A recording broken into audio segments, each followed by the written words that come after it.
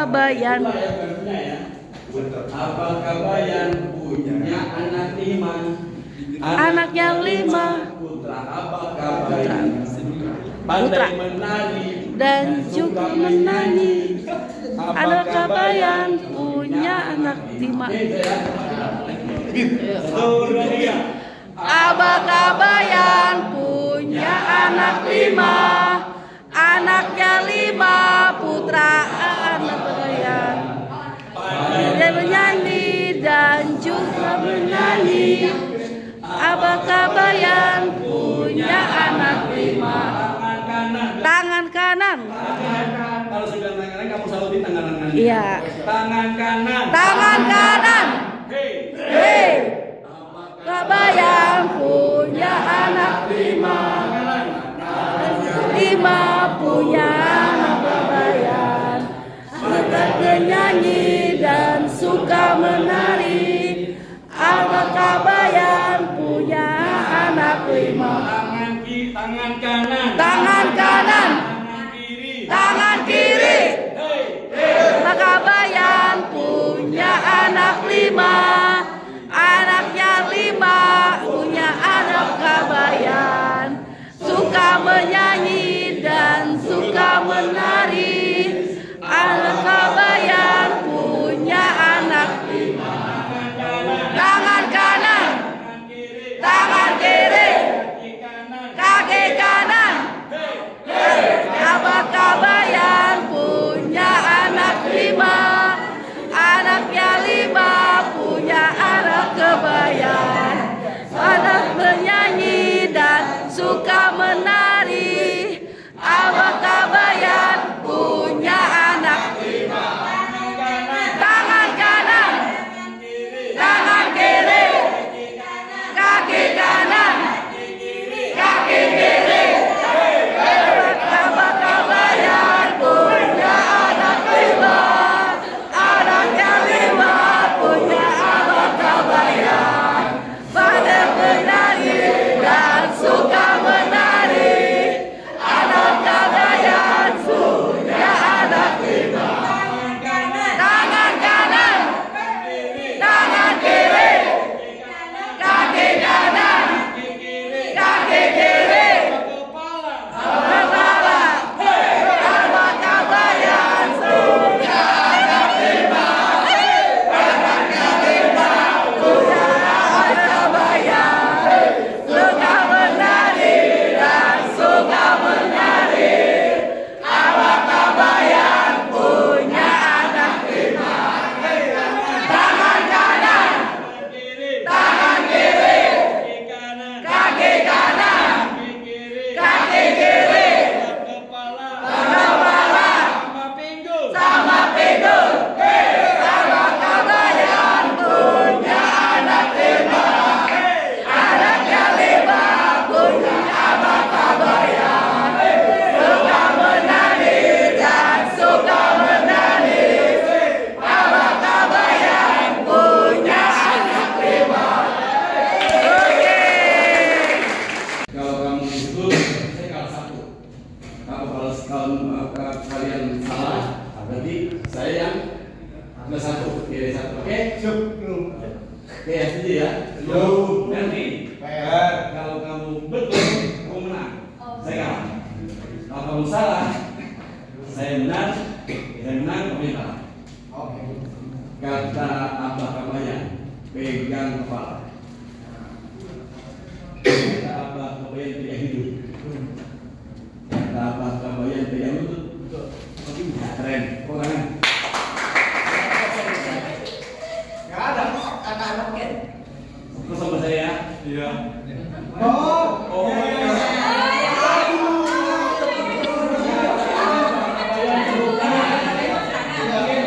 Kata Abah Kabayan pakai tangan.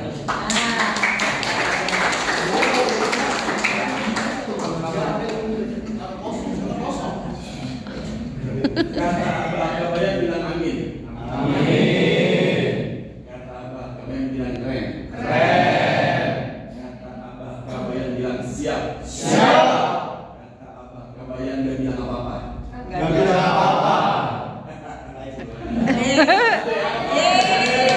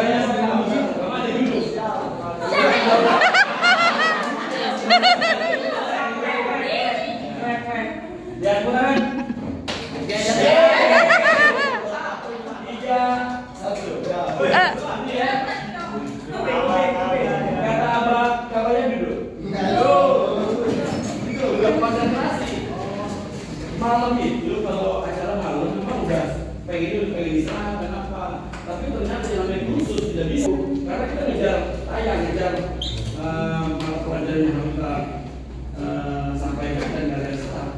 Nggak bisa. 70 jam RD ini harus tersampaikan, dan bukan hanya tersampaikan, tapi kalian juga harus bisa menjerat, menerima semua, dan akhirnya bisa pada saat proses saya tuntut kalian untuk punya nilai di atas 8. Tidak di 8 maka akan mempengaruhi nilai untuk semua kegiatan JMD ini. Ketika tidak mencapai angka 70 maka tidak lulus. Kemudian diaktif pramuka terus, dan perlahan-lahan akhirnya dia menjadi pelatih karena melalui khusus KMD kalian, KML, KPD, dan KPL. Terakhir dia ikut CLT di Korea. Artinya khusus di Korea. Pada saat dia berangkat ke Korea atau di Korea, itu syaratnya harus membuat makalah. CLT itu sama dengan KPL-nya, khusus pelatih lanjutan. Jadi kalau kalian pengen ngasih materi kayak saya ini, harus KPD, ya. KPD, kemudian kalau pengen pinsus, bisa memanage khusus, harus KPL. Kemarin belum dijelaskan ya, KMB, KML, KMD kan. Nah kalau yang itu saat KPL, dia ke Korea ikut CLT. Dan pada saat CLT, kalau mau lanjutin makalah, dia membuat makalah. Makalah yang dibuat jadinya Sepomham. Sepomham itu artinya aman dari bahaya. Ya, aman dari bahaya. WOSM, apa itu WOSM? World Organization of Movement, organisasi kepanduan dunia. Kalau kita punya pelatih nasional kan, nah, pusat pendidikan pramuka itu atau pusat organisasi pramukanya, tingkat pusatnya adalah wakil nasional, ketuanya Budi Waseso. Nah, pramuka menginduk kepada WOSM, organisasi pandu seluruh dunia. Ya, bermarkas sekarang di Malaysia. Bermarkas di Malaysia. WOSM ini melihat makalahnya Putra Bekasi yang namanya tadi itu Sepomham. Ternyata setelah dijabarkan sama keadaan itu, Sepomham ternyata sangat perlu keberadaannya untuk diterapkan di seluruh dunia bagi anggota pramuka maupun bagi peserta dimanapun anak didik belajar. Dan pada ujungnya kalian diangkat oleh WOSM tersebut menjadi duta Sepomham. Yes, orang kasih, orang kajian yang dulu sebenarnya SMP itu kasih. Kemarin pada pembukaan beliau hadir, namanya kan ada itu. Sekarang ketika pos kita ada Kota Bekasi, datang mana ya? Datang pembukaan. Pembukaan ada apa ya? Heeh. Dia Pinsus, Miraka Tunggul. Pinsus, dia dinyatakan. Itu orangnya mana? Nah, Sepomham itu apa? Akan saya jelaskan, Sepomham. Jadi hasil dari kajian Sepomham itu muncul di dunia, diterapkan oleh kebijakan WOSM itu tahun 2017 sudah mulai. Kemudian diadopsi oleh Indonesia, walaupun itu pencipta di oleh Indonesia, tapi Indonesia kalau ketinggalan. Akhirnya tahun 2021 lah baru ditetapkan sesuai dengan kode nasional WOSM berlaku di Indonesia. Oke. Nah, mengapa harus Sepomham? Sepomham, ya kan? Karena setiap orang berhak atas rasa aman, rasa nyaman, ya kan? Tentram. Kemudian perlindungan terhadap ancaman ketakutan untuk berbuat atau tidak berbuat sesuatu. Boleh. Kamu bisa bayangin nggak kalau anak tidak masuk sekolah kali dulu? Pernah bayangin? Salah siapa? Salah anak kan? Salah nggak masuk. Baik dulu. Tapi belum tentu kajian itu salah anak. Mungkin aja anak itu pulang pada saat di rumah kebanjiran dan sebagainya, nggak bisa sekolah, atau mungkin orang tuanya kecelakaan dan sebagainya, sehingga dia harus mungkin orang tuanya sakit, rumah sakit dan sebagainya. Kemudian karena memang tidak ada alat komunikasi dan sebagainya, kemudian tidak bisa masuk. Kemudian guru tanpa melihat latar belakang dan alasan sebagainya memarahi salah siapa? Tidak nyaman bagi anak didik tersebut. Saya setuju anak itu rajin belajar, pinter, tapi rambut gondrong. Ketimbang anak rambutnya rapi tapi tolol, bandel, nggak pernah jadi PR. Setuju nggak? Setuju. Saya kan setuju. Utang dari gondrong.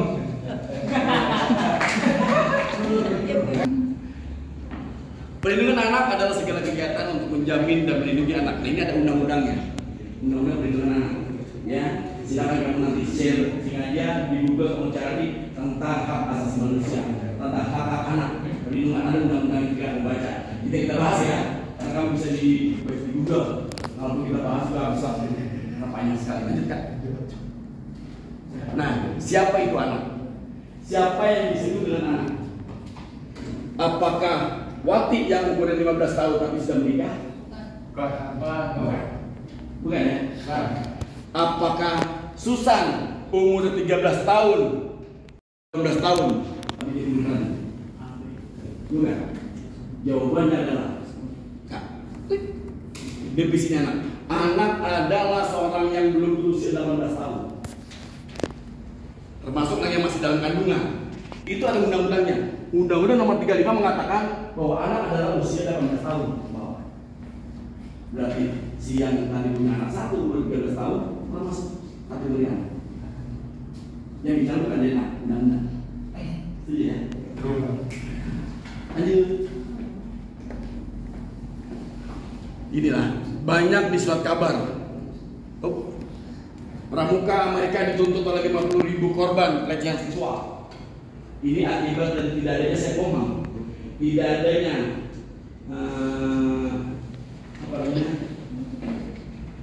aman dari bahaya tersebut, tidak adanya ilmu sekomam, tidak ada undang-undang sekomam, maka ini kan calon perwira pramuka. Harus tahu ini.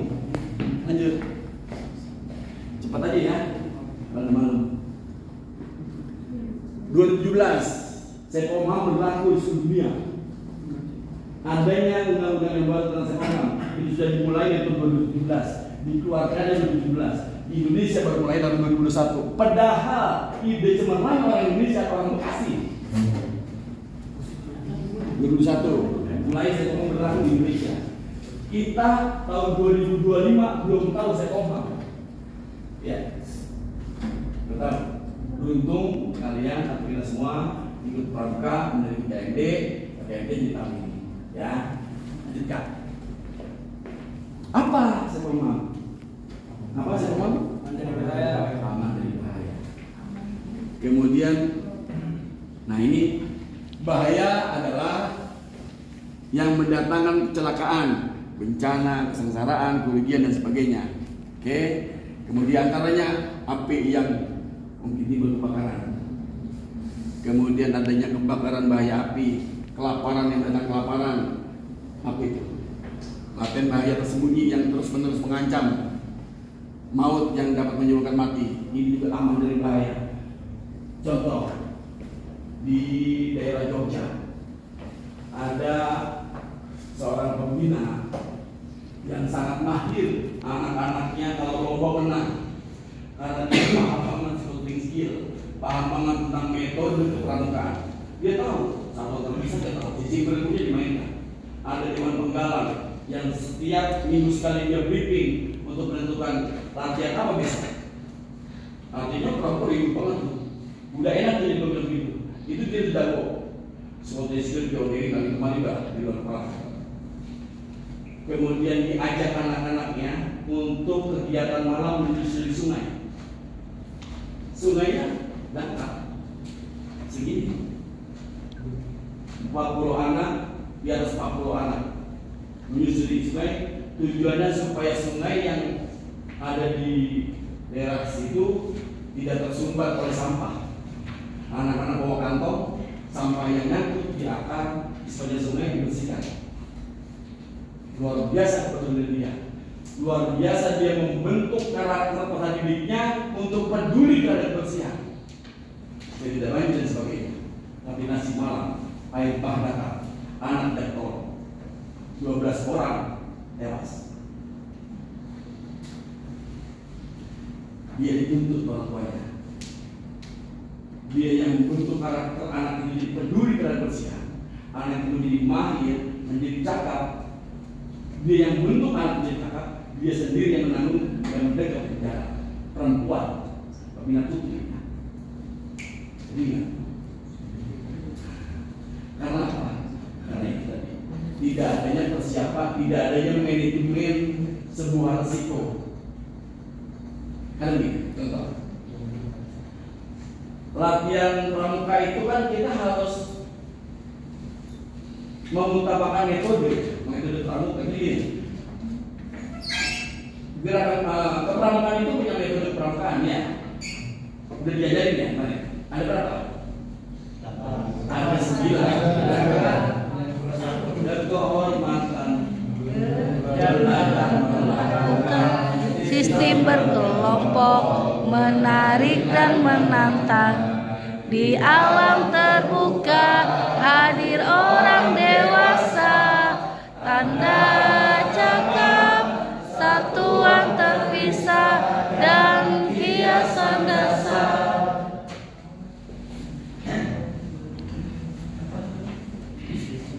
Metode dia dipakai, satu terpisah dipakai, menarik menantang dipakai.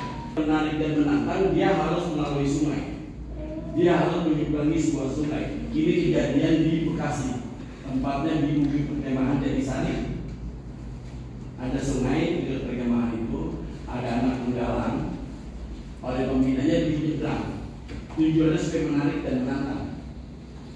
Wah seru nih non sungai. Nama pula air deras, ya kan? Cuma cara lalai dengan safety-nya, maka anak itu hanya dan meninggal tewas. Kepala sekolahnya meniadakan pramuka di sekolahnya gara-gara itu. Disambut juga ke orang tua, yang orang tuanya ketakutan. Jangan itu pramuka, makanya udah dibilang jangan pramuka, mati ntar. Jangan pramuka ini udah sungai. Udah ada contohnya, mau kurang apa lagi? Satu musuhan itu sekarang tadinya prestasinya melambung sepi, tidak ada peminat pramuka.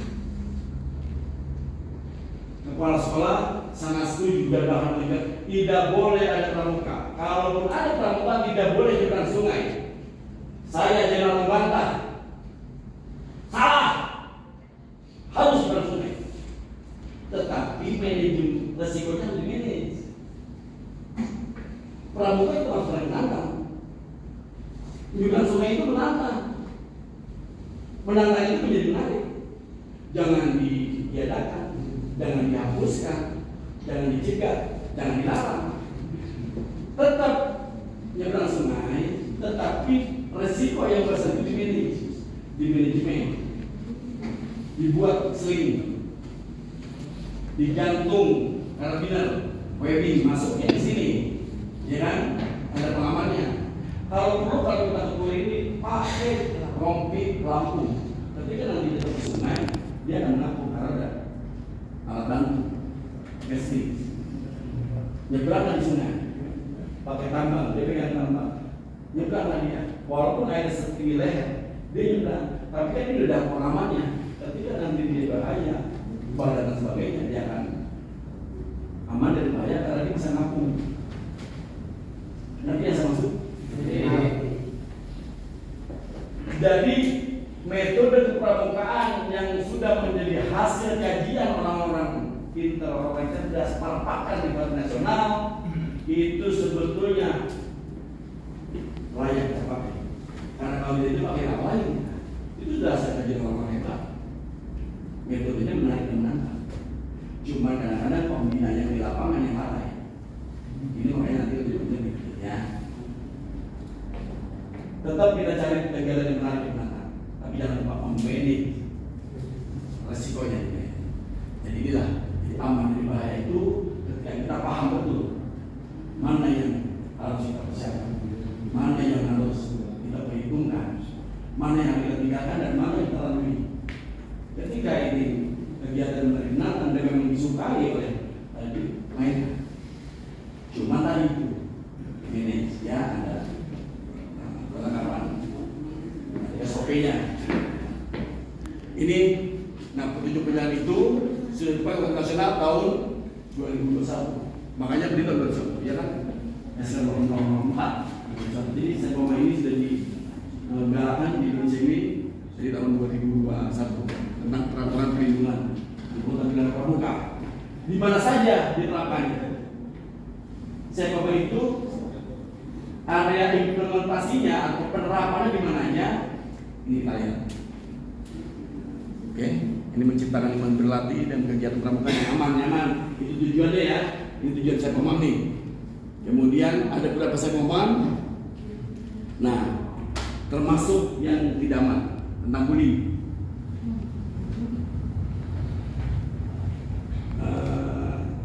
Ini berada di barisan, ya kan? Kemudian ditempel di rambut atau terlihat gitu ya. Termasuk bullying. Kemudian pelecehan sosial, ya, bercanda, orang nakal, orang colek dan sebagainya. Anak tidak nyaman, akhirnya gara-gara tidak nyaman tidak berada sekolah. Kalau mau sekolah pun dia akan terganggu belajarnya, pada akhirnya dia tidak nyaman di sekolah dan belajar terhambat. Konsentrasi belajarnya pecah gara-gara pelecehan sosial. Kemudian ada kekerasan apalagi kekerasan fisik, ya.